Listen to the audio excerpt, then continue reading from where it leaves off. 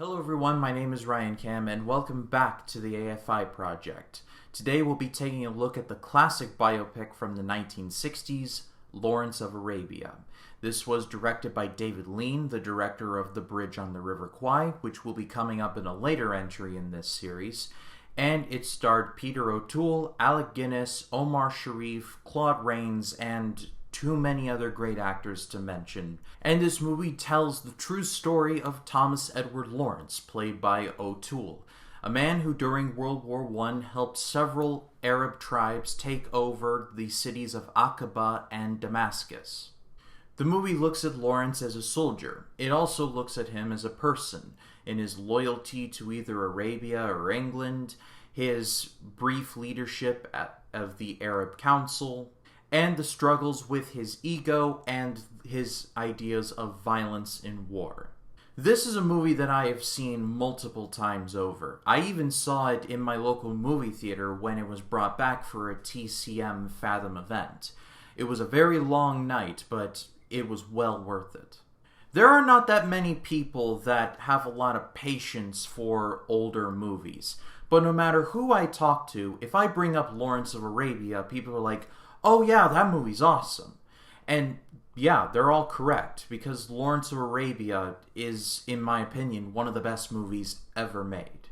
Firstly, let's talk about Peter O'Toole, because he is awesome. This movie basically gave him a career that lasted until his death.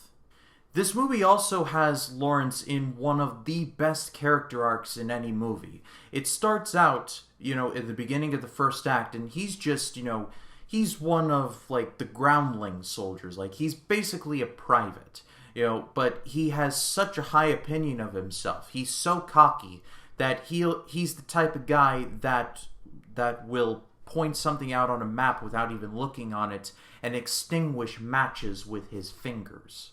He then gets assigned to the desert, and it's a very quick reality check for old Lawrence. The desert is a sink-or-swim type of situation, and he becomes Michael Phelps, quickly taking over several Arabic tribes and uniting them to take over the cities of Aqaba and Damascus on behalf of the British. At the movie's halfway point, he basically sees himself as I am death, the ender of worlds. He's walking on trains and he's the only way I will die is at the hands of a golden bullet. He is peak full of himself. But by the end of the second act, and by the end of the movie, he is basically a shell of himself. He's a lieutenant, that's a pretty high position, but he feels like he's accomplished nothing. It's the highest of highs and the lowest of lows. The movie starts out, with his death, and we see how divisive a person he was. But at the end of the movie, as he's traveling from the desert back home to England, the soldier's chatting him up, and he's like, "Oh man, you must have done a lot over here." And he's just looking off to the side, he's just gone.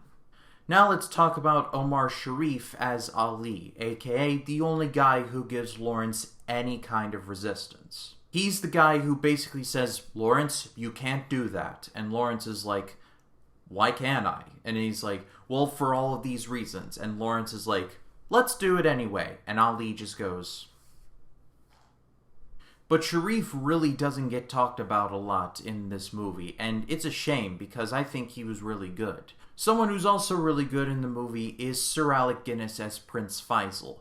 This was just him coming off of doing The Bridge on the River Kwai. And he's not on screen very much, admittedly, but it's Sir Alec Guinness, so of course he is going to be excellent. The Prince was originally supposed to be played by Laurence Olivier, another great actor in his own right, but, it's Sir Alec Guinness. There's no replacing him. But minus anything involving the story, the cinematography and the score just make this entire movie and take it over the top. In my research, I found the iconic score for the movie, which was created by Maurice Jarre, spelled with 2 R's. The score where it's da da da da da da da da da da da. That was created in 6 weeks. This score, which was created in 6 weeks, gave Jarre an Academy Award. So that's just awesome. And finally, let's talk about the cinematography, because the cinematography in this movie is outstanding. The movie was shot using Super Panavision 70 cameras, which would go on to be used in movies like West Side Story, 2001: A Space Odyssey, Close Encounters of the Third Kind, and the original Tron, so it got a lot of use. And for basically just being a massive pit of sand, the movie looks really beautiful. The desert almost takes on a life of its own. It's like it provides a backdrop for all of Lawrence's best and worst moments. All of Lawrence's triumphs and tragedies are all taking place in the peaks and the valleys of this massive ocean of sand. I could go on talking about Lawrence of Arabia for days, but I think I've talked about it long enough. This is one of the best movies ever made, in my opinion. If you haven't seen Lawrence of Arabia, do check it out. It is 3+ hours long, so it is a bit of it's a trek. It is an experience, but it's a very good experience nonetheless. I believe Lawrence of Arabia is one of the, if not the best biopics ever made.